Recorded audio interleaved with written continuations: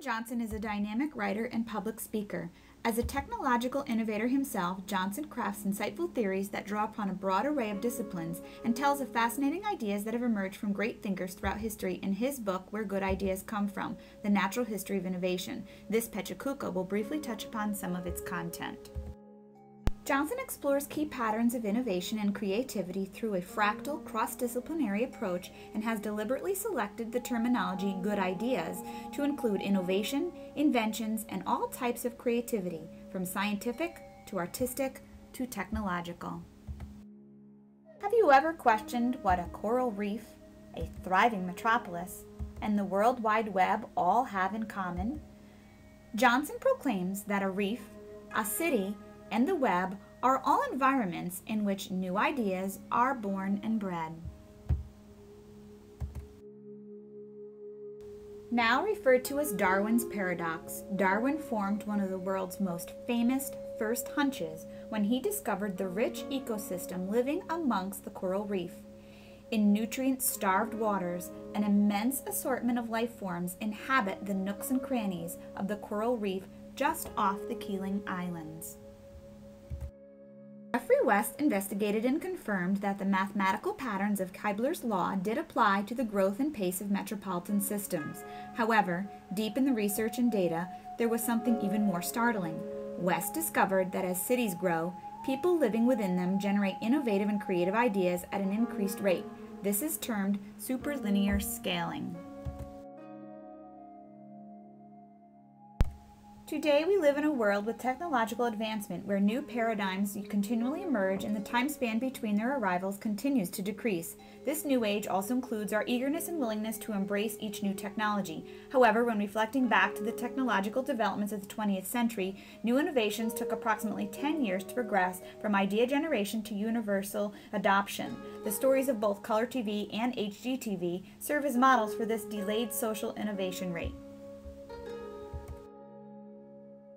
Imagine a house that expands because as you open one door, it leads to yet another, each door representing an accessible idea, thus creating a world without boundaries to explore. The adjacent possible includes both the limits and the potential of change, creativity, and innovation. The same pattern that appears in fatty acids as they spontaneously formed and opened the door to the adjacent possible can be found over and over throughout the evolution of life.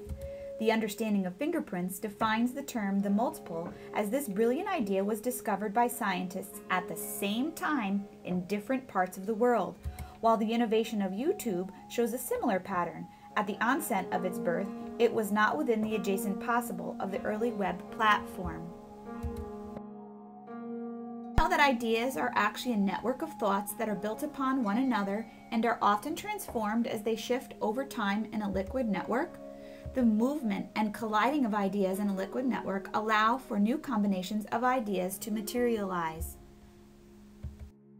From an environmental perspective, innovation and creativity emerge at an accelerated pace in an open setting. Good ideas flow when people surround themselves in open or movable spaces with others who share their ideas. This allows ideas to build from one another and grow.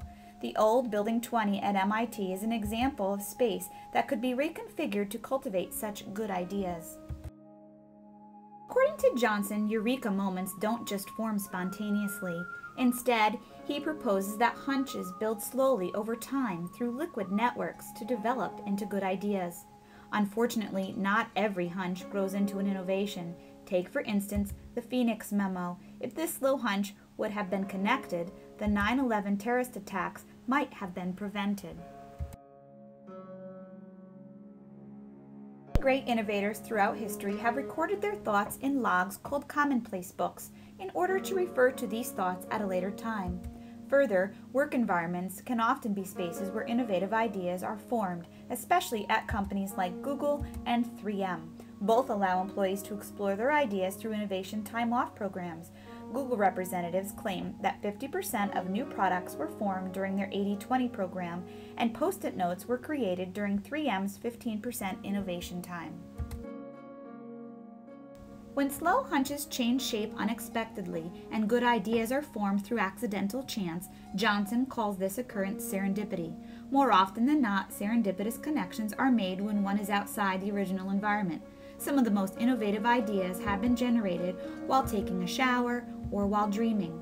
A significant discovery in organic chemistry was made when a German chemist dreamt of a Greek mythological serpent swallowing its tail. Johnson points out that private serendipity can be cultivated and inspired through the use of technology. Through the use of 21st century commonplace book called lengthened, one can log hunches easily in order to make connections and form great ideas later. Through the use of the web, one can also use RSS readers and bookmarks to reconnect to original ideas. Messy environments can often lead to great creativity. In fact, in a 2007 study conducted by Robert Thatcher, data suggests that the same counterintuitive notion. The more chaotic your brainwaves are, the higher your IQ is. Thus, the more electronic noise your brain experiences, the more your brain can experiment with new links between neurons that would otherwise fail to connect in an organized state. Often, the errors of great minds lead to tremendous innovations and scientific breakthroughs. Great Batch's pacemaker is one example where a fantastic idea evolved from the simple mistake of grabbing for the wrong part. His epiphany came while thinking of irregular heartbeats while listening to the reliable pulses emitted from his oscillator. In addition, Fleming discovered the antibiotic penicillin when bacteria accidentally entered his lab. People don't realize that acceptation occurs in the least expected locations. For example, coffee houses were created for people to sit and enjoy a flavorful, hot cup of Java. Yet, as people convene and begin to chat, the steady stream of ideas flow through the many conversations. Apple's development cycle resembles a coffee house and thus allowed for the innovative release of the iPod Touch instead of last year's model stripped of all its bells and whistles. Platforms are environments that encourage hunches to connect and develop into creative new ideas. The example of how the signal transmitted from Sputnik has led to the now common usage of GPS clearly depicts how platforms aid in the formation of innovation. In an open platform, like Twitter, good ideas can spark and generate from anywhere. Johnson maintains that it is a combination of the formation of a slow hunch coming together through liquid networks over an open platform, favored by serendipitous chance and often created through error, that good ideas develop. A message that is visible throughout Johnson's book is that we must share good ideas because protecting these good ideas restricts the progression of innovation. We must connect, fuse, recombine, recreate, reuse, and recycle, and our innovative sparks just might ignite.